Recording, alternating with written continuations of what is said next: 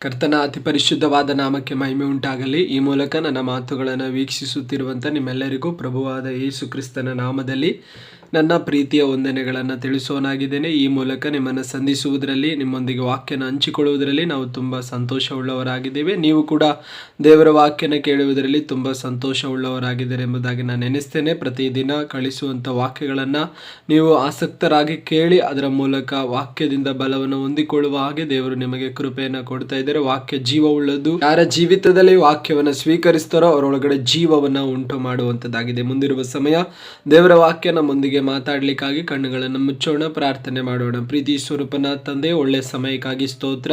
ಪ್ರತಿದಿನ ನಿನ್ನ ವಾಕ್ಯದ ಮೂಲಕ ನಮ್ಮೊಂದಿಗೆ ಮಾತಾಡಿದಾಗೆ ಈ ದಿನವೂ ಕೂಡ ನಮ್ಮೊಂದಿಗೆ ಮಾತಾಡಿರಿ, ನಮ್ಮನ್ನು ಧೈರ್ಯಪಡಿಸಿರಿ, ನಮ್ಮನ್ನು ಕ್ರಮಪಡಿಸಿರಿ, ನಮ್ಮನ್ನು ಶುದ್ಧೀಕರಿಸಿರಿ. ನಿನ್ನ ವಾಕ್ಯಗಳು ನಮಗೆ ಜೀವವಾಗಿಯೂ ಕರ್ತನೆ ಧೈರ್ಯವಾಗಿಯೂ ನಮ್ಮ ಕರ್ತನೆ ಆಧಾರವಾಗಿಯೂ ಇದೆಯಲ್ಲ ಸ್ವಾಮಿ. ನಿನ್ನ ವಾಕ್ಯಗಳೇ ನಮ್ಮ ಕಾಲಿಗೆ ದೀಪವಾಗಿದೆ, ನಿನ್ನ ವಾಕ್ಯಗಳೇ ನಮಗೆ ದೇವರೇ ಬೆಳಕಾಗಿದೆ. ನಮ್ಮನ್ನು ನಿನ್ನ ವಾಕ್ಯ ಎಂಬ ಬೆಳಕಿನಲ್ಲಿ ನಡೆಸಬೇಕೆಂಬುದಾಗಿ ದೇವರೇ ಈ ದಿನ ನಮ್ಮೊಂದಿಗೆ ಮಾತನಾಡಬೇಕೆಂಬುದಾಗಿ ನಿಮ್ಮಲ್ಲಿ ನಾವು ಕೇಳಿಕೊಳ್ಳೋರಾಗಿದ್ದೇವೆ. ಹಾಗೆ ನೀವು ನಮ್ಮೊಂದಿಗೆ ಮಾತಾಡಿ ನಮ್ಮನ್ನು ಧೈರ್ಯಪಡಿಸುವುದಕ್ಕಾಗಿ ನಿಮಗೆ ಕೃತಜ್ಞತೆ. ಎಲ್ಲ ಘನತೆ ಮಹಿಮೆ ನಿನಗೆ, ಯೇಸುವಿನ ನಾಮದಲ್ಲಿ ತಂದೆಯೇ, ಆಮೇನ್. ಈ ದಿನದ ವಾಕ್ಯ ಸಂದೇಶದ ವಿಷಯ ಏನಾಗಿದೆ ಎಂಬುದಾಗಿ ನಾವು ನೋಡೋದಾದರೆ, ಭಯಪಡಬೇಡಿರಿ, ದೇವರು ನಮ್ಮ ಸಂರಕ್ಷಕನು, ದೇವರು ನಮ್ಮನ್ನು ಧೈರ್ಯಪಡಿಸುತ್ತಾರೆ ಎಂಬುದಾಗಿರುವಂಥ ವಿಷಯದ ಕುರಿತು ನಾವು ಈ ದಿನ ಧ್ಯಾನ ಮಾಡಲಿಕ್ಕಿದ್ದೇವೆ. ಹೌದು ಪ್ರಿಯರೇ, ಭಯ ಅನ್ನುವಂಥದ್ದು ಮನುಷ್ಯನನ್ನು ಅಡಗಿಸುವಂಥ ಒಂದು ಸಂಗತಿ ಆಗಿದೆ. ಎಲ್ಲೇ ನೋಡಿದ್ರೂ ಮನುಷ್ಯನಿಗೆ ಭಯ ಭಯ ಭಯ ಅನ್ನುವಂಥ ಒಂದು ಸಂಗತಿ ಮನುಷ್ಯನ ಜೀವಿತ ಮುಂದೆ ಹೋಗೋದಾಗೆ, ಸಮೃದ್ಧಿ ಹೊಂದದಾಗೆ, ಮನುಷ್ಯ ಜೀವಿತದಲ್ಲಿ ಒಂದು ಆಶೀರ್ವಾದ ಸಮಾಧಾನ ಹೊಂದಿಕೊಳ್ಳದ ರೀತಿಯಲ್ಲಿ ಮನುಷ್ಯನನ್ನು ಅಡಗಿಸಿ ಬಿಡ್ತಾಯಿದೆ. ಯೇಸು ಸ್ವಾಮಿಯನ್ನು ಕಂಡುಕೊಂಡಂಥ ವ್ಯಕ್ತಿಗಳಿಗೂ ಕೂಡ ಭಯ ಅನ್ನುವಂಥದ್ದು ಈ ಕಾಲಘಟ್ಟಗಳಲ್ಲಿ ಏನು ಮಾಡ್ತಾ ಇದೆ ಅಂದರೆ ಕಾಡುತ್ತಾ ಇದೆ. ಏನು ಕಂಡ್ರೂ ಭಯ, ಜೀವಿತದ ಕುರಿತು ಭಯ, ಕೆಲಸದ ಕುರಿತು ಭಯ, ಮುಂದಿನ ಭವಿಷ್ಯತ್ತಿನ ಕುರಿತು ಭಯ, ಎಲ್ಲ ವಿಷಯದಲ್ಲಿ ಮನುಷ್ಯನನ್ನು ಭಯ ಅನ್ನುವಂಥದ್ದು ಅಡಗಿಸ್ತಾ ಇದೆ. ಅದರಿಂದಲೇ ದೇವರು 365 ದಿನಗಳಿಗೆ ಅನುಗುಣವಾಗಿ ಸಿಕ್ಕುವ ರೀತಿಯಲ್ಲಿ 365 ಸಾರಿ ಸತ್ಯವೇದದಲ್ಲಿ ದೇವರು ಬರೆದಿಟ್ಟಿದ್ದಾರೆ, ಭಯಪಡಬೇಡ ಭಯಪಡಬೇಡ. ಹಾಗಾದರೆ ನಾವು ಭಯಪಡದೆ ಮುಂದೆ ಹೋಗ್ಲಿಕ್ಕಾಗಿ ದೇವರ ಮಾತನ್ನು ನಾವು ಆಧಾರ ಮಾಡಿಕೊಂಡ್ರೆ ಸಾಕು. ದೇವರು ಹೇಳ್ತಾ ಇದ್ದಾರೆ ಭಯಪಡಬೇಡ ಎಂಬುದಾಗಿ. ಯಾಕೆ ಅಂದರೆ ಪ್ರತಿಯೊಂದು ಪರಿಸ್ಥಿತಿಗಳಲ್ಲಿ ಕೂಡ ಭಯಪಡಬೇಡಿ ಎಂಬುದಾಗಿ ಹೇಳಿದ ದೇವರು ಜೊತೆಗಾರನಾಗಿ ನಿಲ್ಲುವವನಾಗಿದೆ. ನಮ್ಮ ಎಲ್ಲ ಪರಿಸ್ಥಿತಿಗಳಲ್ಲಿ ಆತನು ಒಂದು ಬಾರಿ ನಮ್ಮನ್ನು ಭಯಪಡಬೇಡಿ ಎಂಬುದಾಗಿ ಹೇಳಿದರೆ ಅದರ ಮಧ್ಯದಲ್ಲಿ ಆತನು ಇಳಿದು ಬಂದು ನಮ್ಮನ್ನು ರಕ್ಷಿಸುವವನಾಗಿದೆ, ನಮ್ಮ ಜೊತೆಯಲ್ಲೇ ನಿಂತು ಅದೆಲ್ಲವನ್ನು ಜಯಿಸುವ ಹಾಗೆ ಸಹಾಯ ಮಾಡುವವನಾಗಿದ್ದಾನೆ. ಅದರಿಂದಲೇ ದೇವರು ನಮ್ಮ ಸಂರಕ್ಷಕನಾಗಿದ್ದಾನೆ, ನಮ್ಮನ್ನು ದೇವರು ಧೈರ್ಯಪಡಿಸುವವನಾಗಿದ್ದಾನೆ. ಅದರಿಂದ ಭಯಪಡಬೇಡಿರಿ, ದೇವರು ನಮ್ಮ ಸಂರಕ್ಷಕನು, ದೇವರು ನಮ್ಮನ್ನು ಬಲಪಡಿಸುತ್ತಾನೆ ಅಥವಾ ಧೈರ್ಯಪಡಿಸುತ್ತಾನೆ ಎಂಬುದಾಗಿರುವ ವಿಷಯದ ಕುರಿತು ಈ ದಿನ ನಾವು ಮಾತಾಡಲಿಕ್ಕಿದ್ದೇವೆ, ಧ್ಯಾನ ಮಾಡಲಿಕ್ಕಿದ್ದೇವೆ. ಒಂದು ವಾಕ್ಯವನ್ನು ಓದಿಕೊಳ್ಳೋಣ. ಕೀರ್ತನೆಗಳು 139 ಅದರ 5ನೇ ವಚನದಲ್ಲಿ ಹೀಗೆ ಬರೆಯಲ್ಪಟ್ಟಿದೆ, ಸುತ್ತಲೂ ನನ್ನನ್ನು ಆವರಿಸಿ ನಿನ್ನ ಕೈಯನ್ನು ನನ್ನ ಮೇಲೆ ಇಟ್ಟಿದ್ದಿ. ಅಲ್ಲಿ ಕೀರ್ತನೆಗಾರನು ಹೇಳ್ತಾ ಇದ್ದೇನೆ, ಸುತ್ತಲೂ ನನ್ನನ್ನು ಆವರಿಸಿದ್ದಿ, ನಿನ್ನ ಕೈಯನ್ನು ನನ್ನ ಮೇಲೆ ಇಟ್ಟಿದ್ದಿ ಎಂಬುದಾಗಿ ಹೇಳೋದನ್ನು ನಾವು ನೋಡ್ತೇವೆ. ಸುತ್ತಲೂ ದೇವರು ನಮ್ಮನ್ನು ಆವರಿಸಿರೋದ್ರಿಂದಲೇ ದೇವರು ಹೇಳ್ತಿರೋದು ಭಯಪಡಬೇಡಿ. ಅಂದರೆ ನಿಮ್ಮ ಜೀವನ ನಿಮ್ಮ ಕೈಗಿಂತಲೂ ಹೆಚ್ಚಾಗಿ ದೇವರ ಕೈಯಲ್ಲೇ ಮುಂದೆ ಹೋಗುವಂಥದ್ದಾಗಿರ್ತದೆ. ಪ್ರಿಯರೇ, ಸುತ್ತಲೂ ದೇವರು ನಮ್ಮನ್ನು ಆವರಿಸಿ ನಮ್ಮನ್ನು ಬಲಪಡಿಸಿ ನಮ್ಮ ಜೀವಿತವನ್ನು ಆತನು ಕಟ್ಟುವವನಾಗಿರ್ತಾನೆ. ಸತ್ಯವೇದದಲ್ಲಿ ಒಂದು ಭಕ್ತನ ಜೀವಿತವನ್ನು ನಾವು ನೋಡ್ತೇವೆ. ಆತನ ಹೆಸರು ಯೋಬನ್ ಎಂಬುದಾಗಿ. ಯೋಬನ ಸುತ್ತಲೂ ದೇವರು ಒಂದು ಬೇಲಿಯನ್ನು ಹಾಕಿದ್ರು. ಯಾಕೆಂದ್ರೆ ಯಾವ ಶತ್ರು ಕ್ರಿಯೆಗಳು ಅವನನ್ನು ಆವರಿಸಿಕೊಂಡು ನಷ್ಟಪಡಬಾರ್ದು, ಯಾವ ಕೇಡಾದ ಸಂಗತಿಗಳು ಅವನಲ್ಲಿ ಉಂಟಾಗಬಾರ್ದು ಎಂಬುದಾಗಿ ದೇವರೇ ತನಗೂ ತನ್ನ ಸಂಪತ್ತಿಗೂ ತನ್ನ ಮಕ್ಕಳಿಗೂ ಒಂದು ಬೇಲಿಯನ್ನು ಹಾಕಿ ಸಂರಕ್ಷಿಸಿದ್ದನ್ನು ನಾವು ನೋಡ್ತೇವೆ. ಅದರಿಂದಲೇ ಯೋಬನು ದೇವರಿಂದ ಭಯಭಕ್ತಿ ಉಳ್ಳವನಾಗಿ ಆತನು ಜೀವಿಸಿದ್ರು. ಅಂದರೆ ಆತನನ್ನು ದೇವರು ಸಂರಕ್ಷಿಸ್ತಾನೆ ಎಂಬುದಾಗಿ ಆತನು ಭಯಭಕ್ತಿ ಇರಲಿಲ್ಲ, ದೇವರಿಗಾಗಿ ಆತನು ಭಯಭಕ್ತಿ ಇದ್ದುದರಿಂದ, ದೇವರ ಹತ್ರ ಯಥಾರ್ಥವಂತನಾಗಿ ಜೀವಿಸಿದ್ರಿಂದ, ದೇವರ ಹತ್ರ ದೋಷವಿಲ್ಲದೆ ನಡೆದುಕೊಂಡಿದ್ರಿಂದಲೇ ದೇವರು ಆತನನ್ನು ಸಂರಕ್ಷಿಸ್ತಾ ಇದ್ದಾನೆ. ಪ್ರಿಯರೇ, ನಾವು ಯಾವಾಗ ದೇವರಿಗೆ ಮೆಚ್ಚುಗೆಯಾಗಿ ನಡ್ಕೊಳ್ತೇವೋ, ದೇವರಿಗೆ ಇಷ್ಟವಾದ ರೀತಿಯಲ್ಲಿ ನಮ್ಮ ಜೀವಿತವನ್ನು ಕಟ್ಟಿಕೊಳ್ತೇವೋ, ಯಾವಾಗ ದೇವರು ಕಾಣುವ ರೀತಿಯಲ್ಲಿ, ದೇವರು ಇಷ್ಟಪಡುವ ರೀತಿಯಲ್ಲಿ ನಮ್ಮ ಜೀವಿತ ಶೈಲಿಯನ್ನು ನಾವು ಮಾರ್ಪಡಿಸಿಕೊಳ್ತೇವೋ, ಆಗ ದೇವರು ನಮಗೆ ಸಂರಕ್ಷಕನಾಗಿದ್ದು ಭಯಪಡದ ರೀತಿಯಲ್ಲಿ, ಭಯವಿಲ್ಲದ ರೀತಿಯಲ್ಲಿ ನಮ್ಮನ್ನು ನಡೆಸುವವನಾಗಿರ್ತಾನೆ. ಮತ್ತೊಂದು ವಾಕ್ಯವನ್ನು ನಾವು ಓದಿಕೊಳ್ಳೋಣ. ಮತ್ತಾಯನು ಬರೆದ ಸುವಾರ್ತೆ ಅದರ 14ನೇ ಅಧ್ಯಾಯದ 27ನೇ ವಚನ ನಾವು ಓದಿಕೊಳ್ಳೋದಾದರೆ, ಕೂಡಲೇ ಯೇಸು ಮಾತಾಡಿ ಅವರಿಗೆ, ಧೈರ್ಯವಾಗಿರಿ, ನಾನು ಅಂಜಬೇಡಿರಿ ಎಂದು ಹೇಳಿದನು. ಕೇಳಿದನು. ಇಲ್ಲಿ ಯೇಸು ಸ್ವಾಮಿ ತನ್ನ ಶಿಷ್ಯರೊಂದಿಗೆ ಮಾತಾಡಿ ತನ್ನ ಶಿಷ್ಯರನ್ನ ಧೈರ್ಯಪಡಿಸಿದಂತ ಒಂದು ವಾಕ್ಯವನ್ನು ನಾವು ಓದಿಕೊಂಡಿದ್ದೇವೆ. ಪ್ರಿಯರೇ, ಇವರ ಜೀವಿತವನ್ನು ನೋಡೋದಾದ್ರೆ ಸಮುದ್ರದ ಮಧ್ಯದಲ್ಲಿದ್ದಾರೆ. ಯಾವ ಕಡೆ ಹೋಗ್ಬೇಕೆಂಬುದಾಗಿ ಅವ್ರಿಗೆ ಗೊತ್ತಾಗ್ತಾ ಇಲ್ಲ. ಹೋಗುವ ದಾರಿಯಲ್ಲಿ ಬಿರುಗಾಳಿ ಬೀಸಿ ಸಮುದ್ರವು ಅಲ್ಲೋಲ ಕಲ್ಲೋಲವಾಗುವಂತ ರೀತಿಯಲ್ಲಿ ಹೋಗ್ತಾ ಇದೆ.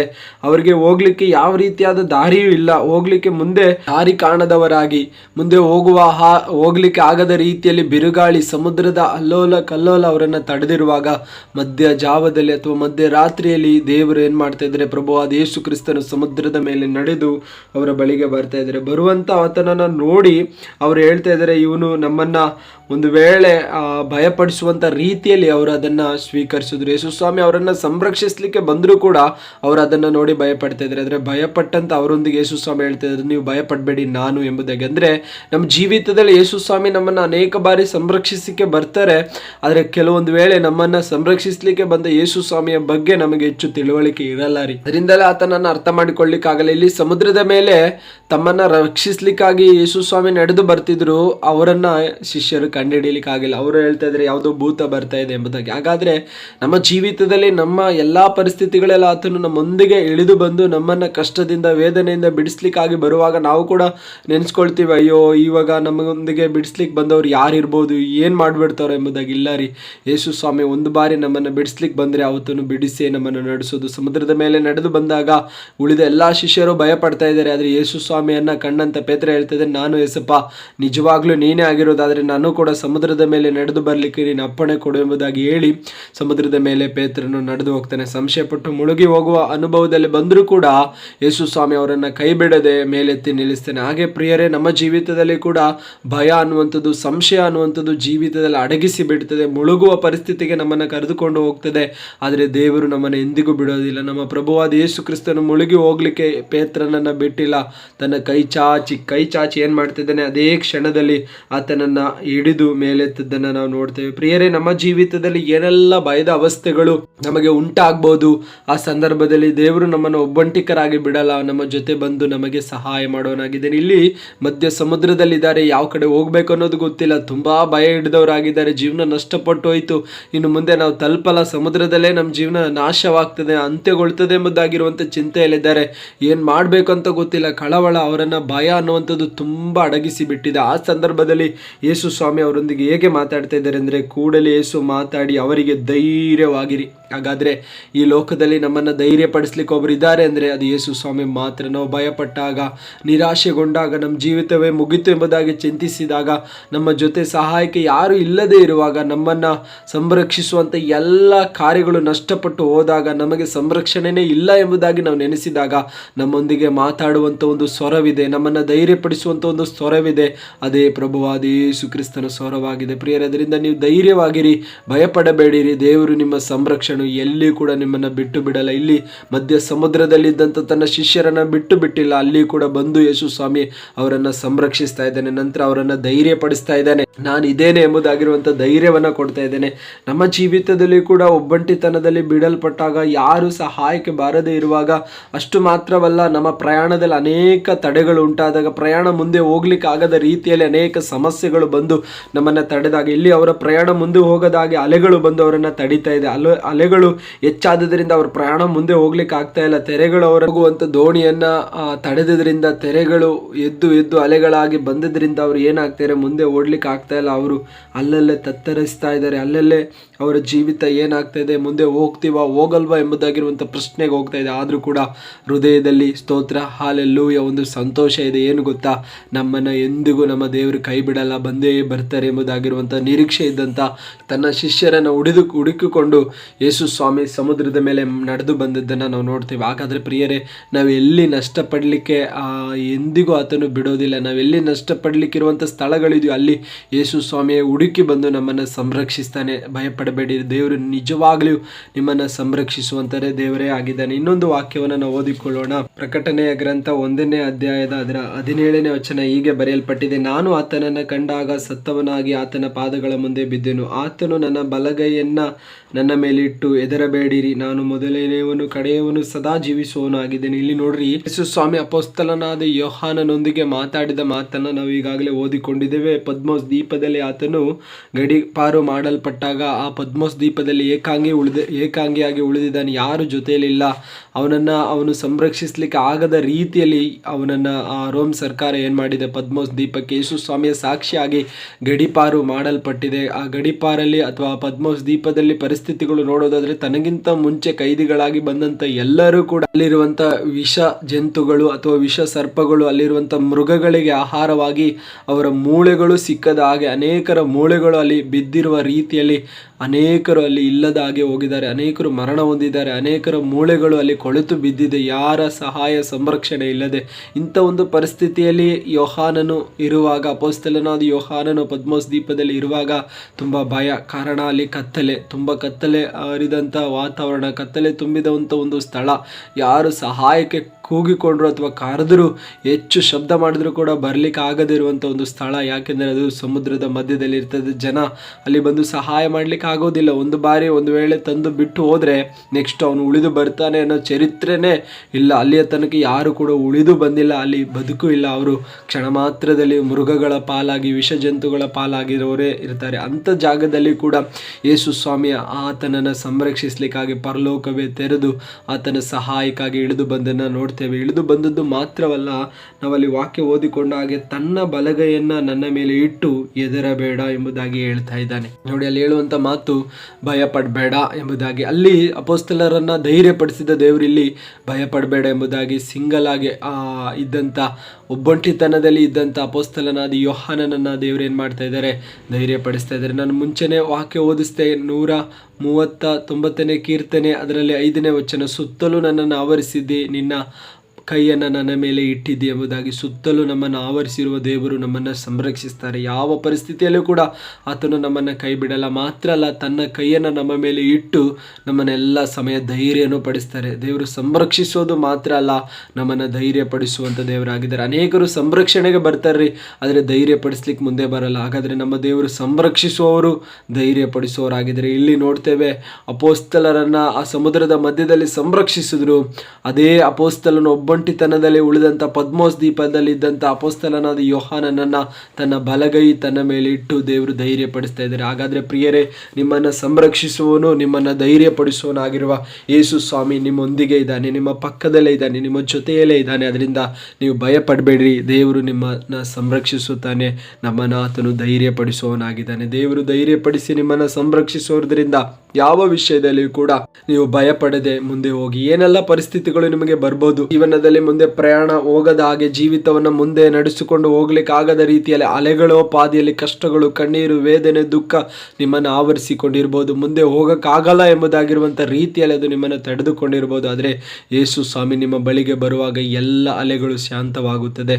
ಎಲ್ಲ ಕಷ್ಟಗಳು, ಕಣ್ಣೀರುಗಳು, ವೇದನೆಗಳು, ದುಃಖಗಳು ಕೂಡ ಇಲ್ಲದ ಹಾಗೆ ಹೋಗುತ್ತದೆ. ದೇವರು ನಿಮ್ಮನ್ನು ಅದೆಲ್ಲದರಿಂದ ಸಂರಕ್ಷಿಸಿ ಬಿಡಿಸುತ್ತಾನೆ. ಯೇಸು ಸ್ವಾಮಿ ಸಮುದ್ರದ ಮೇಲೆ ನಡೆದು ಬಂದಾಗ ಅಲ್ಲಿರುವ ಪರಿಸ್ಥಿತಿ ಎಲ್ಲ ಬದಲಾಯಿತು. ಹಾಗಾದರೆ ನಿಮ್ಮ ಜೀವಿತದಲ್ಲಿ ಯೇಸು ಸ್ವಾಮಿ ಬಂದು ನಿಮ್ಮೊಳಗಡೆ ವಾಸ ಮಾಡುವಾಗ ನಿಮ್ಮೆಲ್ಲರ ಪರಿಸ್ಥಿತಿ, ನಿಮ್ಮೆಲ್ಲ ಪರಿಸ್ಥಿತಿಗಳು ಅದು ಎಲ್ಲವೂ ಸರಿಯಾಗುವಂಥದ್ದಾಗಿರ್ತದೆ. ನಂತರ ನಾವು ನೋಡ್ತೇವೆ, ಯೇಸು ಸ್ವಾಮಿ ಮತ್ತೆಯೂ ಪದ್ಮೋಸ್ ದ್ವೀಪದಲ್ಲಿ ಏಕಾಂಗಿಯಾಗಿ ಬಿಡಲ್ಪಟ್ಟ ಆ ಅಪೊಸ್ತಲನಾದ ಯೋಹಾನನನ್ನು ಸಂಧಿಸಿ ಹೇಳುವ ಮಾತು, ನೀವು ಧೈರ್ಯವಾಗಿರಿ ಎಂಬುದಾಗಿ. ಹಾಗಾದರೆ ಪ್ರಿಯರೇ, ಪದ್ಮೋಸ್ ದ್ವೀಪದಲ್ಲಿದ್ದಂತೆ ಯೋಹಾನನನ್ನು ಸಂಧಿಸಿ ಧೈರ್ಯಪಡಿಸಿದ ದೇವರು ನಿಮ್ಮ ಜೀವಿತದಲ್ಲಿ ನೀವೆಲ್ಲೆಲ್ಲಿ ಒಬ್ಬಂಟಿಕರಾಗಿ ಉಳಿದಿದ್ದೀರೋ, ಯಾರ ಸಹಾಯವಿಲ್ಲದೆ ನೀವು ಉಳಿದಿದ್ದೀರೋ, ಎಲ್ಲಿ ಕೂಡ ಸಹಾಯವಿಲ್ಲದ ರೀತಿಯಲ್ಲಿ ಒಬ್ಬಂಟಿತನವನ್ನು ಅನುಭವಿಸ್ತಾ ಇದ್ದಿರೋದು, ಇದ್ದರೂ ಕೂಡ ಇಲ್ಲದ ರೀತಿಯಲ್ಲಿ, ಜೊತೆಯಲ್ಲಿ ಇದ್ದವರು ಕೈ ಬಿಟ್ಟಂಥ ರೀತಿಯಲ್ಲಿ, ಜೊತೆಯಲ್ಲಿದ್ದವರು ಅಗಲಿ ಹೋದಂಥ ರೀತಿಯಲ್ಲಿ ನೀವು ಕಷ್ಟಪಡ್ತಾ ಇದ್ದೀರೋ ಅಥವಾ ಒಬ್ಬಂಟಿತನದಲ್ಲಿ ಭಯ ಪಡ್ತಾ ಇದ್ದೀರೋ, ಅದರ ಮಧ್ಯದಲ್ಲಿ ಒಂದು ಕರ ನಿಮಗಾಗಿ ಕಾದಿದೆ. ಅದು ನಿಮ್ಮ ಮೇಲೆ ಕೈ ಇಟ್ಟು ನಿಮ್ಮನ್ನು ಬಲಪಡಿಸುವಂಥ ಕರವಾಗಿದೆ, ನಿಮ್ಮನ್ನು ಧೈರ್ಯಪಡಿಸುವಂಥ ಕರವಾಗಿದೆ.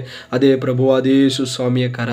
ಅದು ನಿಮ್ಮ ಮೇಲೆ ಬರುವಾಗ ನಿಮ್ಮ ಭುಜದ ಮೇಲಿಟ್ಟು, ನಿಮ್ಮ ತಲೆಯ ಮೇಲಿಟ್ಟು, ನಿಮ್ಮ ದೇಹದ ಮೇಲೆ ಇಟ್ಟು ಆತನು ಹೇಳ್ತೇನೆ, ಮಗನೇ, ಮಗಳೇ, ಭಯಪಡಬೇಡ. ಮಗಳೇ, ಮಗನೇ, ಧೈರ್ಯವಾಗಿರು, ನಾನು ನಿನ್ನನ್ನು ಸಂರಕ್ಷಿಸ್ತೇನೆ.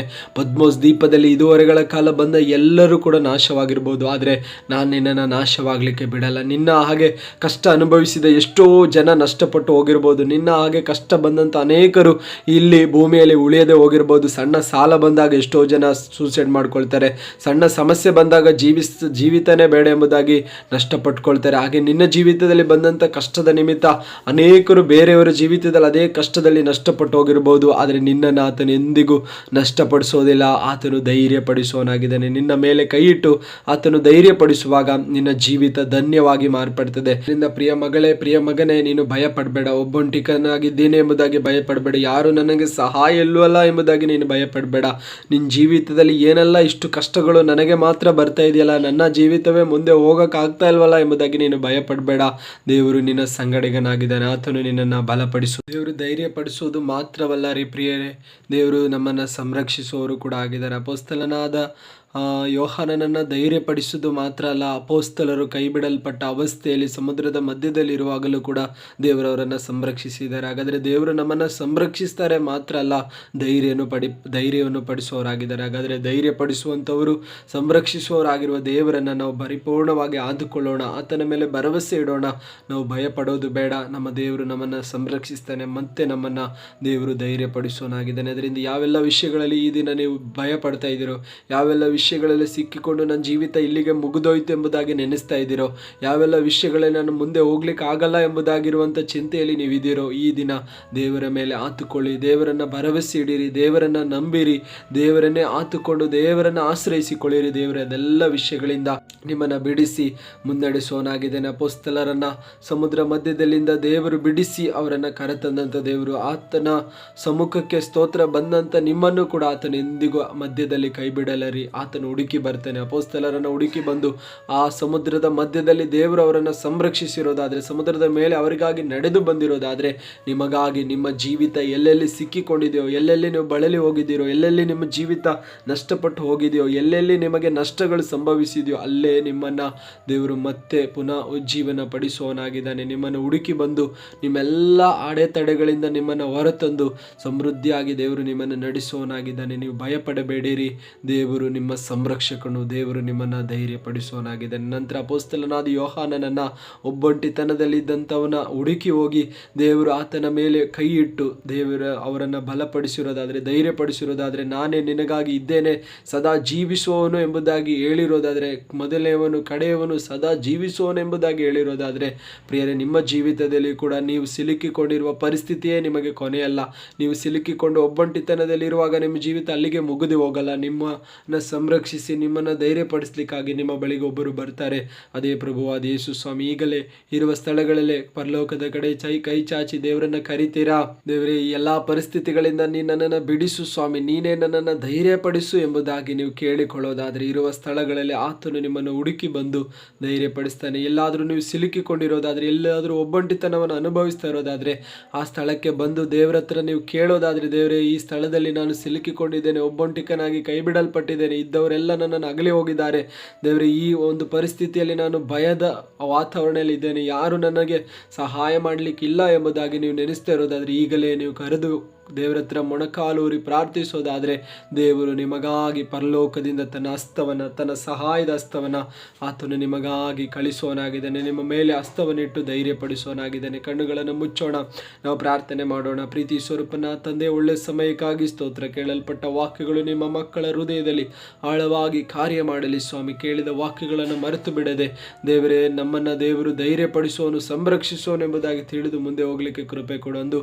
ಅಪೊಸ್ತಲರನ್ನು ಸಮುದ್ರದ ಮಧ್ಯದಲ್ಲಿ ಕರ್ತನೆ ಹುಡುಕಿ ಬಂದು ರಕ್ಷಿಸಿದ ದೇವರು, ಅಪೊಸ್ತಲನಾದ ಯೋಹಾನನನ್ನು ಪದ್ಮೋಸ್ ದೀಪದಿಂದ ಬಿಡಿಸಿ ದೇವರ ಪ್ರಕಟಣೆಯನ್ನು ಭರಿಸಿದಂಥ ದೇವರು ನೀನಾಗಿದೆ. ಈಗಲೂ ಜೀವ ಸ್ವರೂಪನು, ನಿರಂತರವಾಗಿ ಜೀವಿಸುವ ಆತನು, ಇಂದು ಎಂದು ನಾಳೆಯೂ ನಿರಂತರವಾಗಿರುವ ಆತನು ನೀನಾಗಿದ್ದಿ.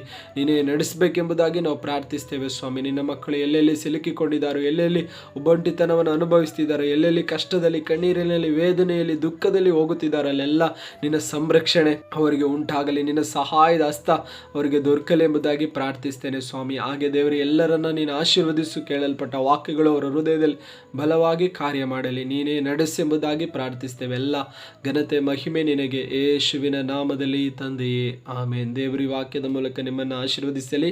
ಕೇಳಲ್ಪಟ್ಟ ವಾಕ್ಯಗಳು ಮರೆತು ಬಿಡದೆ ಅದನ್ನು ಅನುಸರಿಸಿ ಜೀವಿಸಲಿಕ್ಕೆ ದೇವರು ನಿಮಗೆ ಕೃಪೆ ಕೊಡಲಿ.